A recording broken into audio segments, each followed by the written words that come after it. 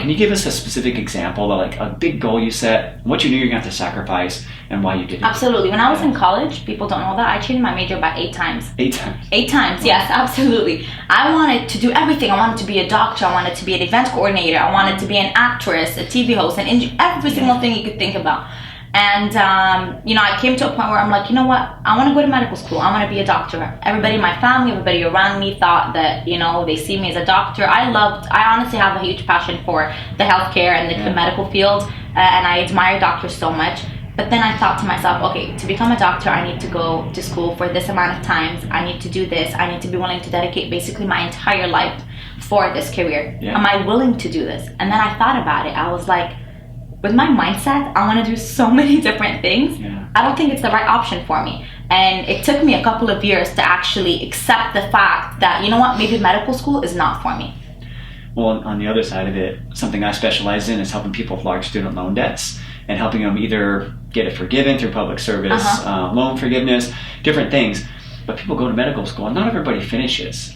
Because that's the untold secret. And because they think that, but they don't think through the way you did, and they get into their first, second, third year, and they're sitting at 150, 200 grand of non-bankruptable student loans. Exactly. And they decide, this is not what I really want to do, because you're not going to come out making a lot of money. That's what people think, and that's why they pursue medical school. Right. They think, I'm going to be a doctor, I'm going to make so much money. I actually have a friend. But you know what? I think what's more important about being a doctor is the influence, the difference that you have on people's lives. That's so big. It's not the money. If you really want to be a doctor, I think it's because you have other people's best interest in mind and not money. You want to make money, go get your MBA, open up a business, become a CEO, do something like that. You'll make tons of money. Yeah. I actually have a friend who graduated from medical school and decided that it wasn't for him and just started something completely different. And that's okay as well. I agree. I see it with lawyers, especially big time with lawyers. Yeah. That's probably the biggest field that people go into, thinking like, oh, I can't get a good job out of school, so I'm just going to go back to, or they go to graduate school and get a master's in something that's not really usable. And then they get out and they don't want to do that. They realize it's not the career that they wanted. So that's another big warning for people, is to take the time. But I do want to go back to your exact process, because I think it's a huge success secret, the way people that have done big things actually set goals. And I want that girl that's sitting out there that's 15 or 16 or 17 years old, like thinking like, I want to do something, but she just has this kind of random idea. How can she have an exact process to set that goal and then work her way backwards with how she's going to get there? Absolutely. The first thing I do is I set short-term goals and long-term goals. The first thing I do is, where do I envision myself career-wise? What do I want to be? I write that down. And then I focus, okay, to get there, what do I need to do this year and next year and the following years? I'll make a 5-year plan. What are the obstacles that I'm going to have to go through? How am I going to overcome these obstacles? What are some resources out there that are going to help me get there? For example, I graduated with a degree from UNLV, Communications and Biological Sciences. What I'm doing right now doesn't really have anything to do with biological sciences at the moment. I've worked in the pharmaceutical industry and all that great stuff. But I graduated and I'm like, okay, I have to start a completely new plan. I wanted to pursue TV hosting. How am I gonna get there? I didn't study. And honestly, to become a TV host, there's not a major called TV hosting. Right. It's just, you can do journalism and do all those things. So what I did so much research, and I think that's something that's so important and a lot of kids don't invest in. You need to research every single day. Research people that work in that specific career field that you work in. Learn about their story, read more about how they got there, attend workshops, attend conferences, take a couple of classes here and there. Even if you have to volunteer or get a job that's unpaid just to get the experience, do it. And that's what I usually do. So I write all these things. This is going to be the first step. And there's going to be a lot of people that are going to tell you, you're wasting your time, don't do this. And I hear that all the time. You graduated college, you probably should just go and work in your field. Don't do this. Why are you doing that right now? It does not matter as long as you have that plan. So I think that's super important to write all those things down and then keep adding to it every single time. And you never know, in the process, you might figure out that I don't like that. And it doesn't have to do just with career-wise. It could be with, for example, I'm trying to save up this amount of money, or I'm trying to apply to college.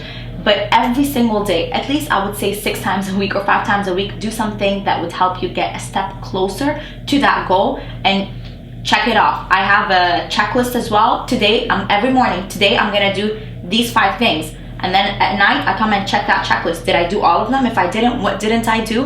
How can I time manage my time a little bit better so I can accomplish all these things that I have set during the day? When do you make that checklist?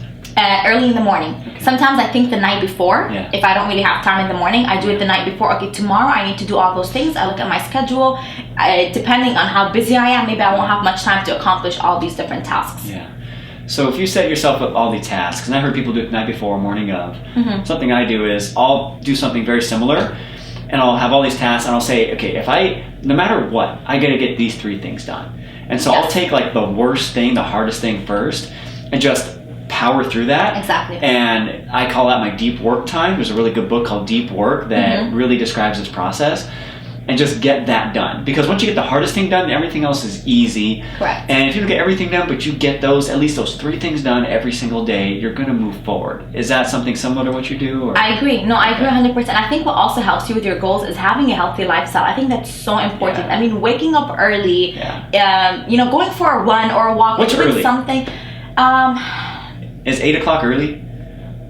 It depends if you work or you honestly depends, but I think 8 o'clock is good. But you know what, I think 6:37 is probably super early. I used to wake up, not currently, I'm working back on that, honestly. I have my faults too. Right. But there was a time where I would wake up at 5 a.m. Yeah. I was the happiest at that time, believe it or not. I would wake up at 5 a.m. I would go work out.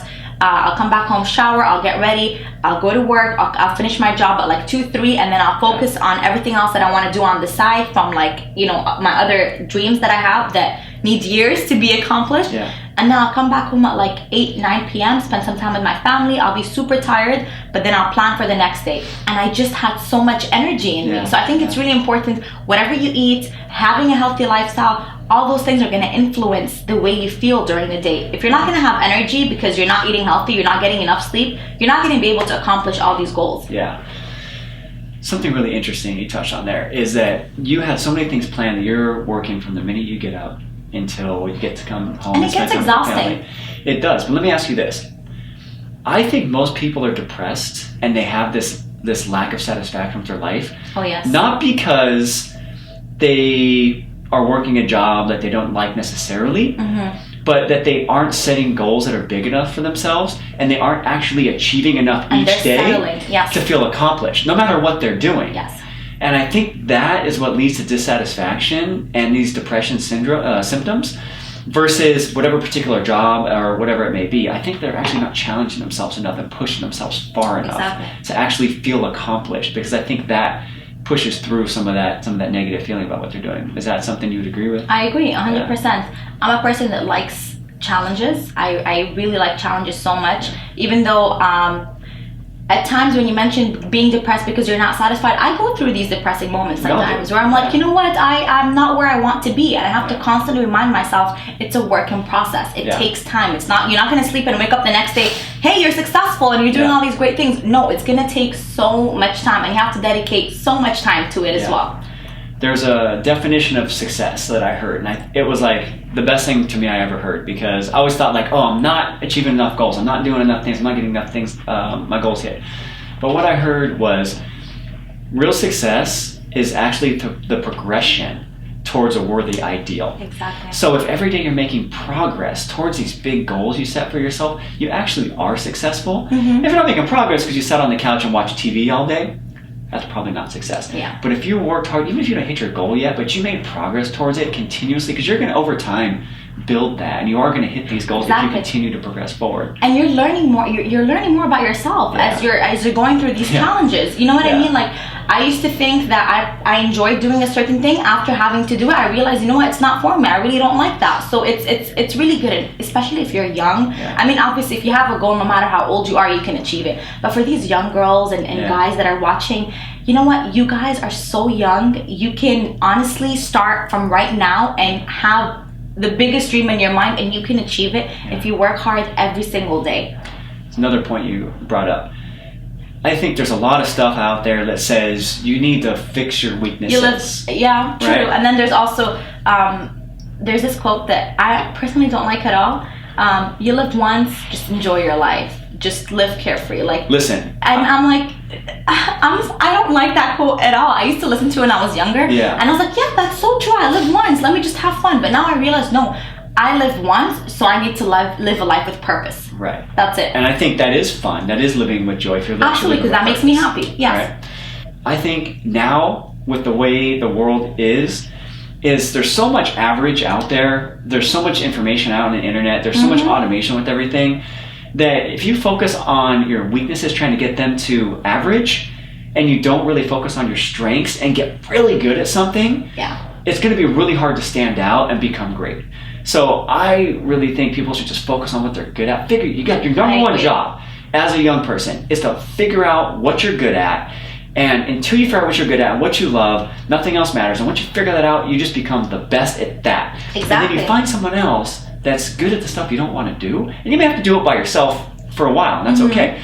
But as soon as you can, find someone that can do that and just give it to them and delegate it. And learn to delegate and push that off and just focus on what you're good at.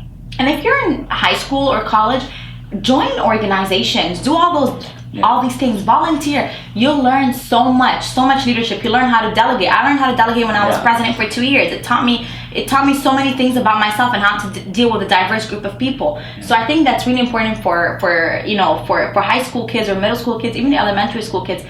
Have as much experience as you can in your life. I think it'll teach you so much about yourself. It'll teach you about your weaknesses and about your strengths as well. Yeah. Actually, I'd like to talk about your pageant coaching business that you have now. I love when young people are I know they can be working a full-time job. That's okay. Nothing wrong with working a full-time job. But I think everybody needs to be working on something that they're passionate about on the side to build that. Because the reality is, corporations are dying. People are getting paid less, expected to do more, and it's getting compressed.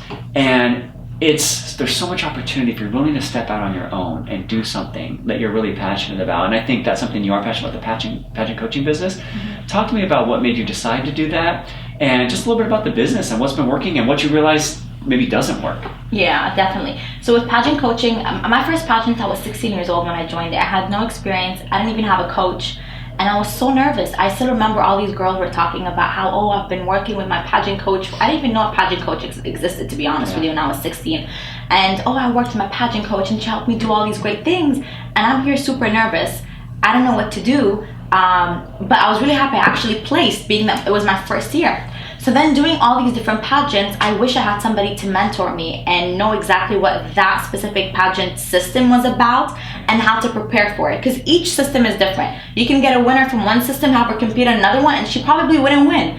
So doing Miss Arab USA, I remember Miss Arab USA, I was freaking out because it was a week-long process. I had to travel, I had to prepare my national costume, my gown, my interview, everything. And I kept calling all these girls that competed previous years to get more information on their experience, so I'm well prepared. How'd you get the confidence to do that, and what made you decide to do that? I wanted to win. I knew I wanted to win, and to win, I had to be prepared. And you know what? The worst thing they can tell me is no.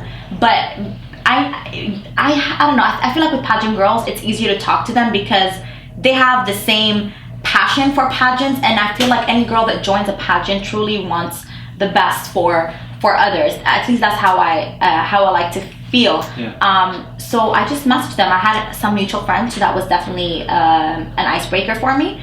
And they gave me their phone number. I talked to them on the phone before I traveled. They helped me so much. They gave me all the information I needed, and honestly, I was super well prepared. They gave me some information that none of the other girls probably knew about. So that's where the pageant coaching business came from. I was like, you know what? There's a lot of girls out there that if I were able to train them a little bit, especially with like the Miss Arab USA pageants, because I had experience with it, they would excel. They would do so well, so well. I had the pleasure of actually training one of my friends, and she did great. She really did great. I traveled with her, and she did amazing, and she's still pursuing that, and she loves pageantry. So I think it's a way for me to empower other women. So how did you start your business? Like, let's break it down for the girls out there that like want to do this. How did you get going? So you know what? I'm not a business person at all. I thought I wasn't. I'll be completely honest. I was like, I don't know how to start a business. What am I supposed to do? The first thing was I thought of the vision, the mission statement, what I wanted my pageant to a business to be about, and what services I wanted to offer.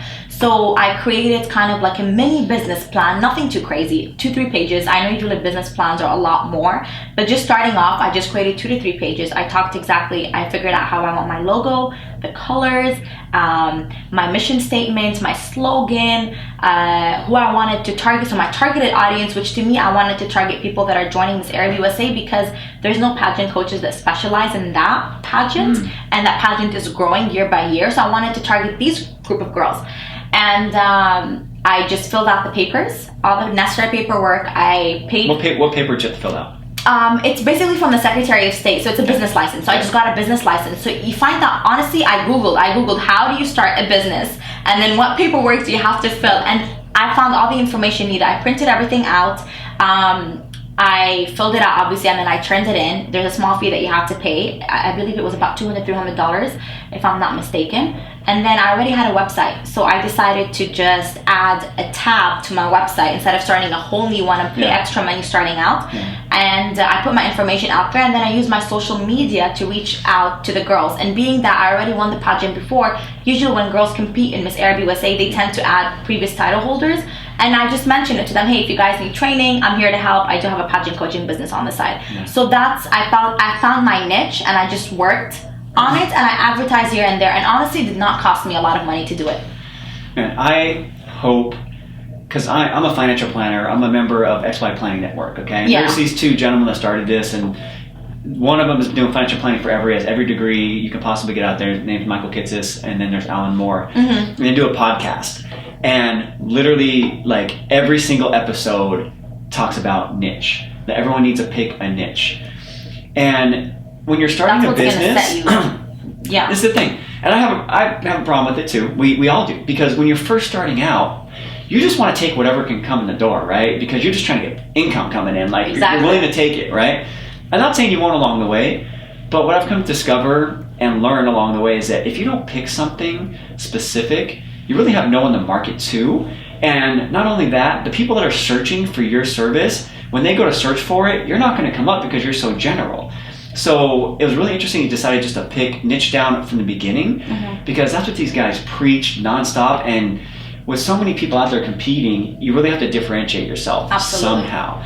So was that just a natural thing that came to you to do that, or is it something somebody told you? Or no, that was something that came natural to me. I thought of my experience. I always think of what I want for myself when doing a business. So I thought, you know what, when I was applying I actually got trained. I got a pageant coach from Miss Arab USA, but she knew absolutely nothing, and it's not her fault, obviously. She knew absolutely nothing about Miss Arab USA. The system was completely different. So she couldn't really give me advice on what to do because she doesn't know anything about how the system operates. So that's why I was like, you know what, I know everything about the pageant. I was there. I know all the process, everything. I went through the experience. So I feel like it'll be the best for me to focus on that specific audience, because I can relate to them and I have experience working there. I don't want to work in something or tell people, hey, I can coach you for this pageant that I have absolutely no idea what it is about. Because to me, honesty is extremely important. And if I promise, my clients I can really prepare you for something, I need to be prepared myself. And I think that's awesome advice, that it's just so noisy out there these days. You have to do something to differentiate yourself. So it's just an awesome thing for people to learn from you. I want to change the direction a little bit. You said in your bio that you want to change the perception of Arab women. What do you think the perception is currently? And you can talk about maybe the United States or really UAE, anywhere. Like, what do you think the perception is of Arab women in general? I'll start with the United States. I think when people think of an Arab woman, they think she's probably a little too timid. She probably doesn't want to pursue an education because her parents don't allow her to. She's probably covered up, sits at home, cooks all day, doesn't have any rights whatsoever. Some people even think, label you with being a terrorist, whatever it is. So all these things come into people's minds when they think of an Arab woman, unfortunately. And that's why a lot of times when people first meet me, they don't know I'm Arab. A lot of people think I'm Hispanic. And once they get to know me and they realize that I'm an Arab woman, they start asking themselves, wait, hold on, but you're not covered up. But you're so outspoken. You have so many friends. You're so social. You go out, you do this, you do that. How is that possible? Like, Are your parents super strict on you? I'm like, yes, my parents are strict, but they're strict in a good way. They're strict because they're trying to protect me. Because the world is a little crazy out there. We all have to agree to that. Yeah. So that's what I meant through Miss Arab USA. I was able to show them I'm an Arab woman, and look at me. I'm getting an education. I'm working extremely hard. I accept other people. I love diversity, and you know, I'm not like how you thought I might be. I come in peace, people. Come on.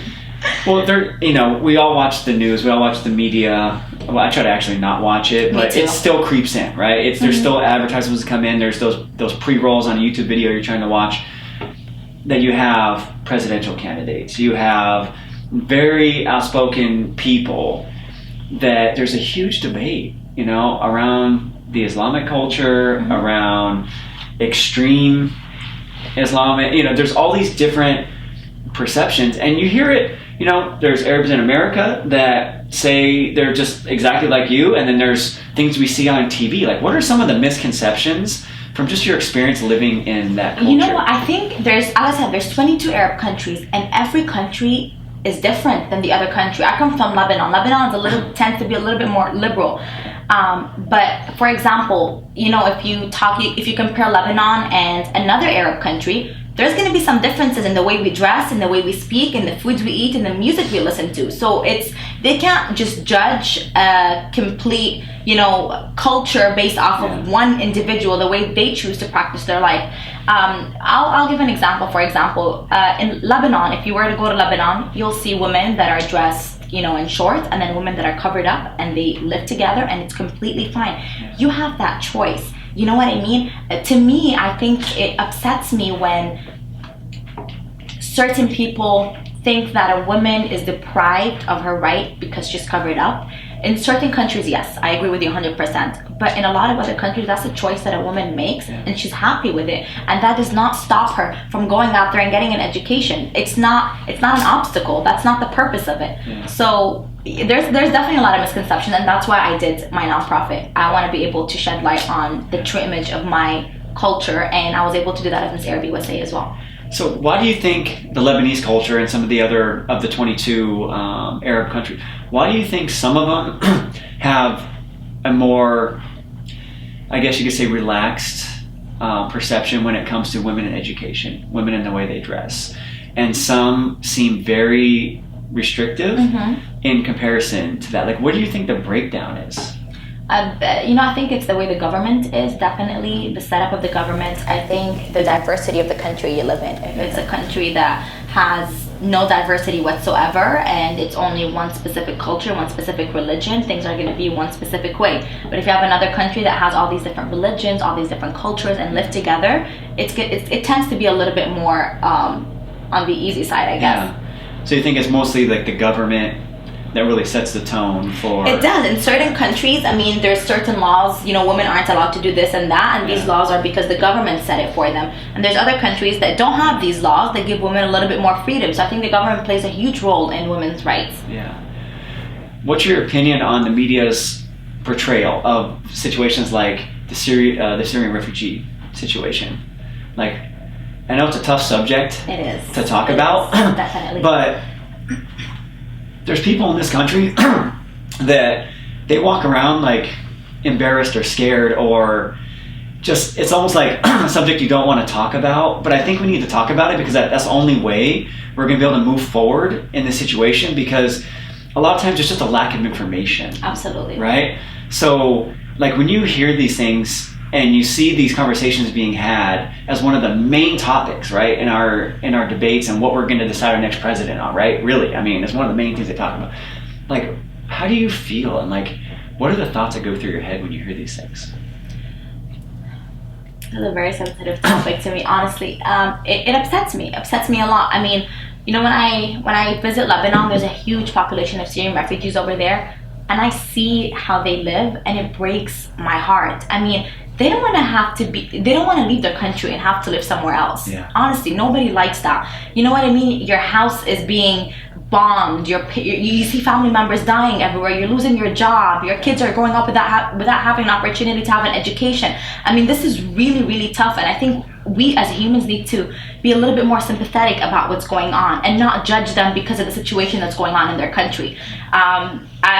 You know, I honestly just wish Syria will go back to the way it was. I hope that every person has the opportunity to go back to his country and not have to live somewhere else because their country is going through war currently. You know, I've met some Syrian refugees that moved here and they find it really hard. Mm-hmm. A lot of people don't accept them, but it's really not their fault. It's not their fault if their country is currently being stricken by a lot of, you know, attacks. It's not the kids' fault that they don't have the opportunity to get an education. So it's a very tough situation, and I feel like there's a lot of countries that need to take responsibility for it.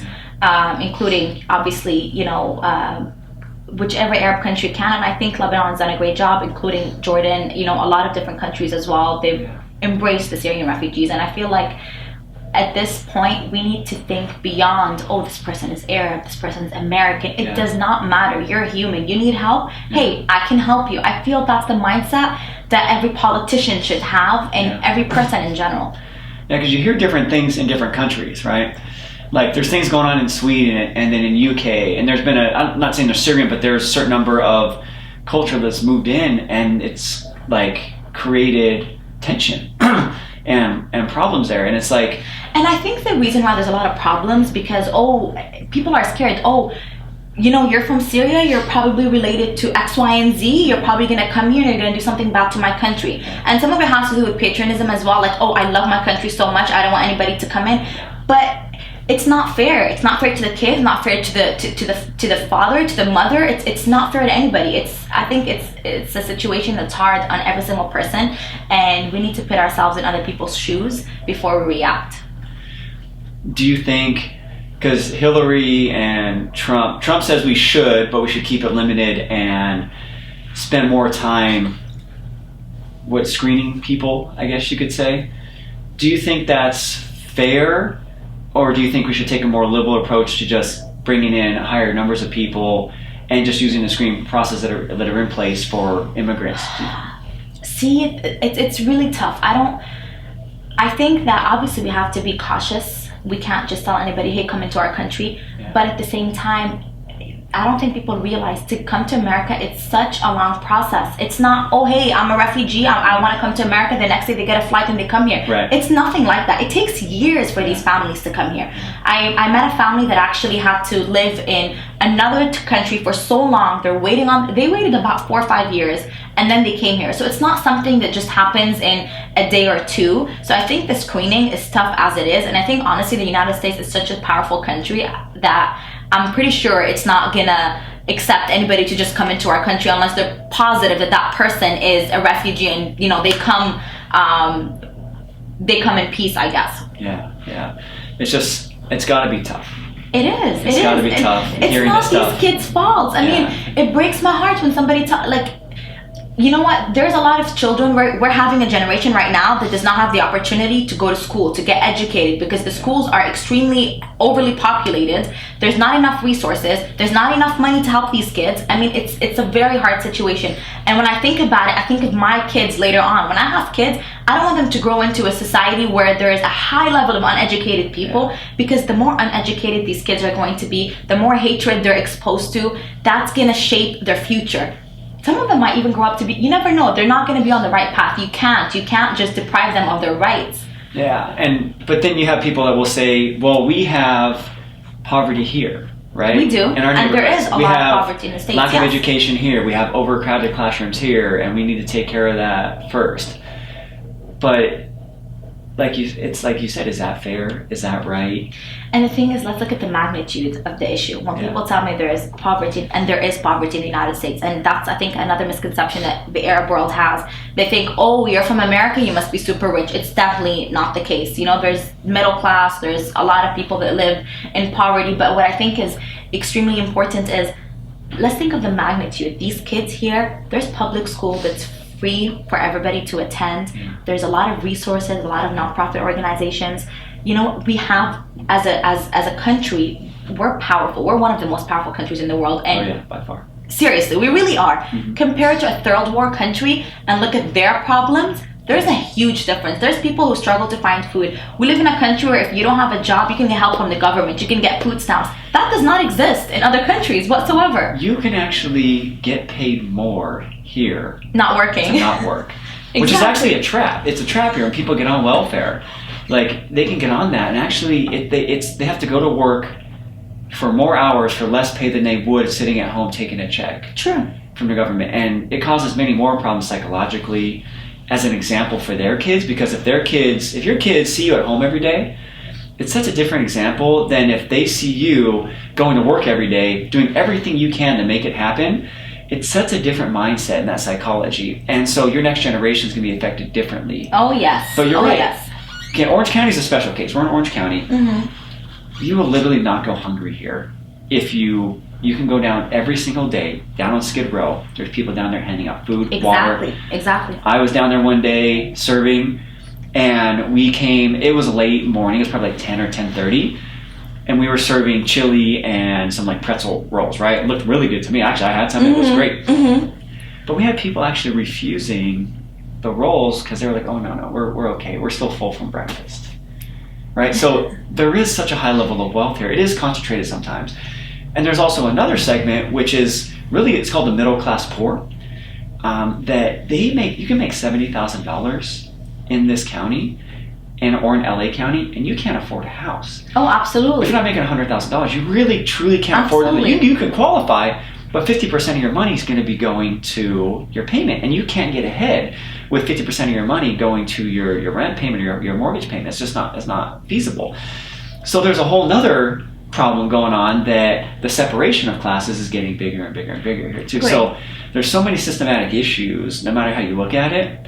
But I agree, if you're looking at women, children who've just been, their villages have been bombed, their city's been bombed, there's something that needs to be done about that. We have to find the medium. So what are some of the things you think the media could do better, we could do better to really bridge that gap? I think we need to focus more on the positivity. Honestly, a lot of times it's always on the negative things. Oh, this is what they did. This is what they did. But what about the positive things that are going on? What about, there's always two sides of the story as well. I think that's very important that the media is not biased and it shares both sides of the story. Yeah. Have you seen the media lately? Yes. It's the most biased I've ever seen. I studied, like you, two opposite majors, but I was chemistry, actually chemical engineering, and political science. Oh, wow. Okay. Okay, so you had bio and communication, so it's kind of a similar type thing. But when you study politics, and it's such an obvious bias in the media. At the end of the day, our media is controlled by 4 or 5 entities at the end of the day. So is the media, our traditional media, the answer? Or is it more like what we're doing today? I think... And we're putting something out in the world on YouTube. I agree. From someone who's actually been there, lived it, done that, and has the perspective of what these people are really going through. I think, it's definitely very important for everybody to seek information outside the mainstream, just the regular media that we see every single day. I think it's also very important for us to travel. I mean, traveling to different places, being able to interact with these people yourself and developing these relationships, that says so much. You learn so much more.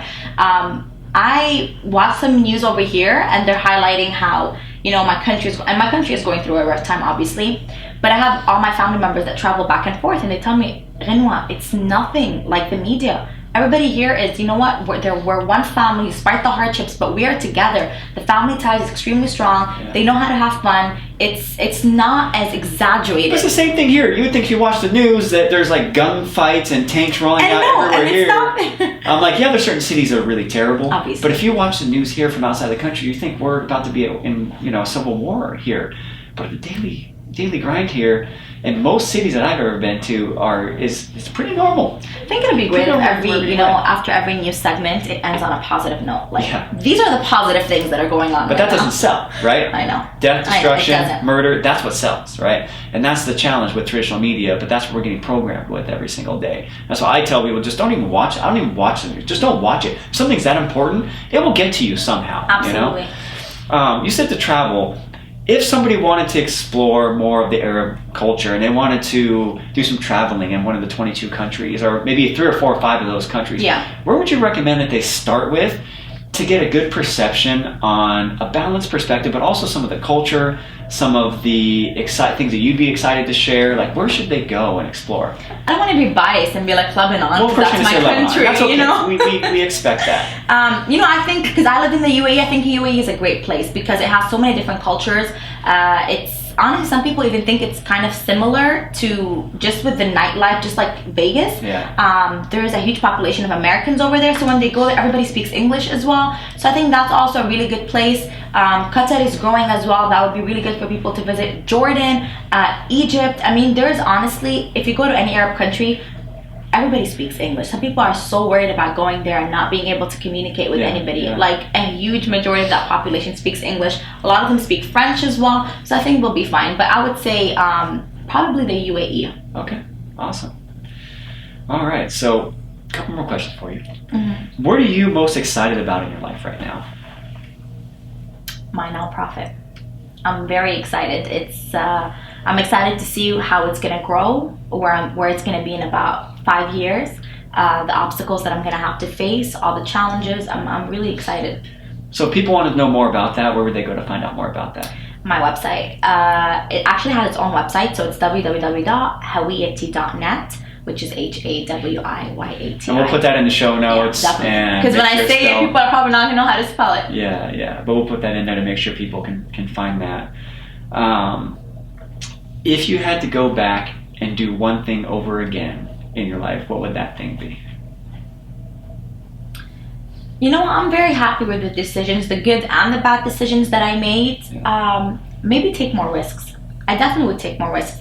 When I was in college, I was really afraid of failure. I did not want to fail. I had this book. I wanted to go exactly how it is. I wanted to take the exact steps. And at times, life is not a straight line. It takes you in different directions, and you need to be able to adjust. So I think if I took more risks, that's probably the only thing that I would change. I agree.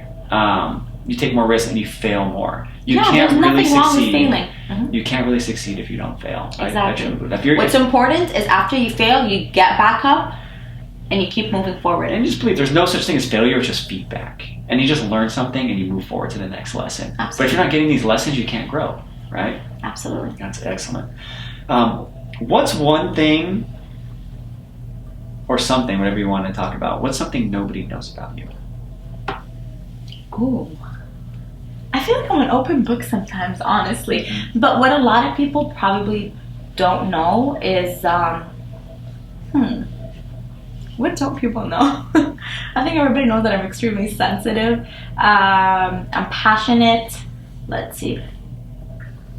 I honestly can't think of anything. Maybe that I changed my major about 8 times in college. A lot of people think that, growing up I knew exactly I wanted to major in biology and communications, and that's exactly what I did. No, that was not what I did. I changed my major 8 times. You already said that, though. I'm going to push you a little bit more. Come on. We already know that. Come on. Okay, it's something that I'm working on, actually. I'm a people pleaser, like I mentioned. So to me, when somebody says something, it sticks in my head, and I keep thinking about it all the time. And it could be anybody. It could be anybody. But people's opinions matter so much to me, and at times it negatively affects me, and it affects the drive that I have, or my demeanor, the vibe. So that's something that I always work on. I need to learn to just hear people's opinions, but at the same time know exactly who I am and what I want to be. And if their opinion probably is contradictory to who I am or I think I am, then it shouldn't bother me at all. That's awesome. Besides your family, what are you most grateful for? The opportunities I've got. Absolutely. The education. I mean,